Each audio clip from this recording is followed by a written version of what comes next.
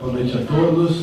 Primeiramente, eu quero agradecer a Deus por mais esse dia de vida e pela nossa saúde.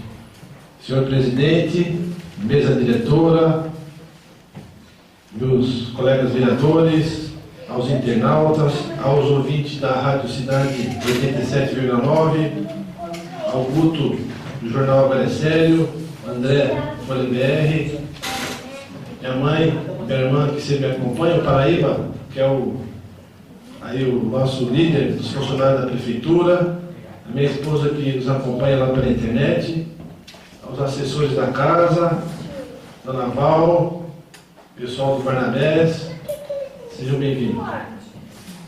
Quero parabenizar aqui o vereador China, né, o vereador Juscelino Domingos da Paz, pelo requerimento feito, né, que foi lido essa noite, o requerimento 339, que pede para o Executivo o levantamento daquelas áreas públicas onde estão sendo utilizadas por moradores. Nós sabemos que depois que o munícipe se aposta, mesmo sendo uma área pública, fica muito difícil de tirar o munícipe, e não é isso a nossa intenção. Eu acho que o vereador está de parabéns, a Prefeitura e o Executivo devia fazer um levantamento e fazer um contrato comodato, né? Porque amanhã depois, se a Prefeitura precisar de um imóvel, ele está sabendo que o imóvel é patrimônio e sabe que tem que, né, desocupar o imóvel.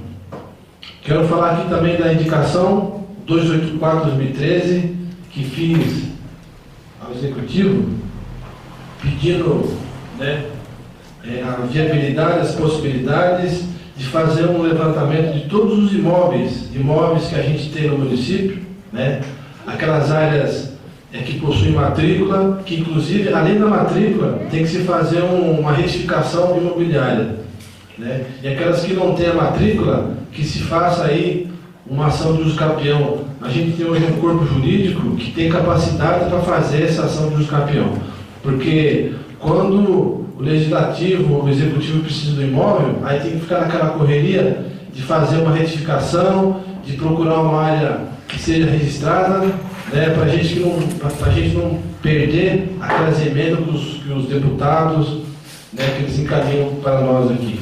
Inclusive, nós perdemos ao campo do 67 por falta de documentos, né, uma área lá de quase 10 mil metros quadrados, tinha lá um vestiário, né, e infelizmente o proprietário que fez a doação, ele acabou tomando de volta, porque era uma bela uma área lá, né.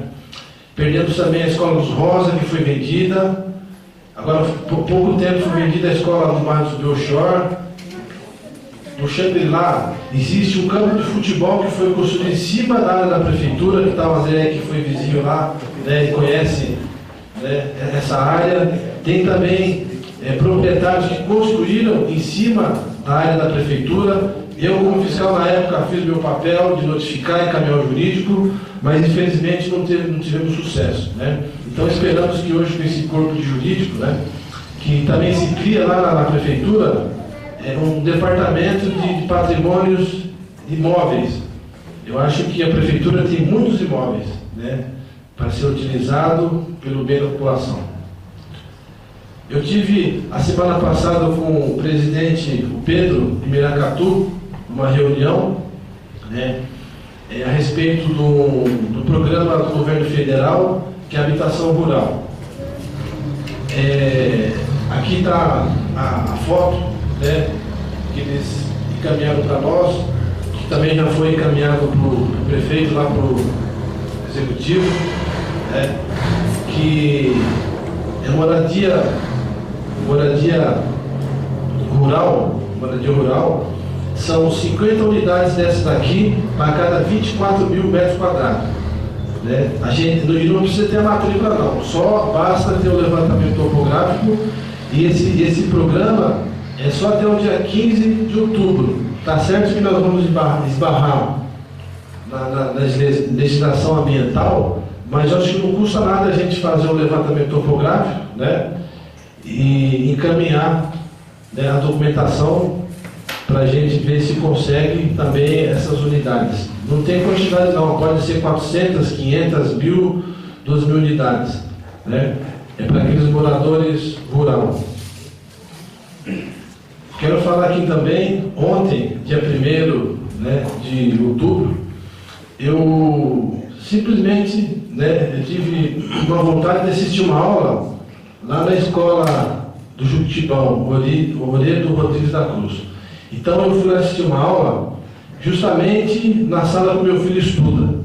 Mas olha, eu fiquei horrorizado de ver tanta baderna numa sala de aula, que a professora, coitada, não conseguia dar aula, alunos e alunas falando aqueles palavrões de baixo calão.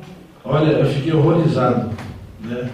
Então eu peço aqui aos pais, você que é pai, você que é mãe, então procura, né, participar aí da vida do seu filho, se ele vai realmente para a escola, se ele vai assistir uma aula, ou se ele vai matar uma aula, porque olha, se a gente não tomar cuidado dos nossos filhos, a gente tem que aproveitar enquanto nós tomamos conta dele, né, antes que eles tomem conta da gente. Se você não quiser assistir uma aula, hoje todas as salas de aula são monitoradas por câmeras.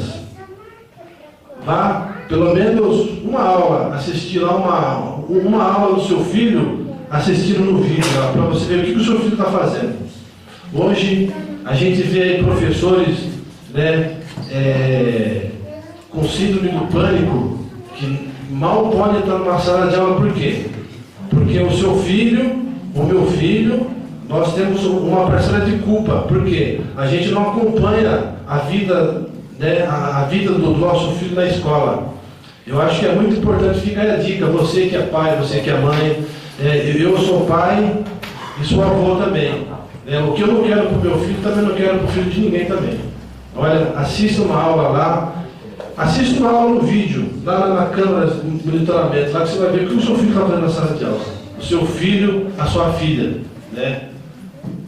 Quando eu cheguei na sala de aula, meu filho nem tinha tirado o material da mochila.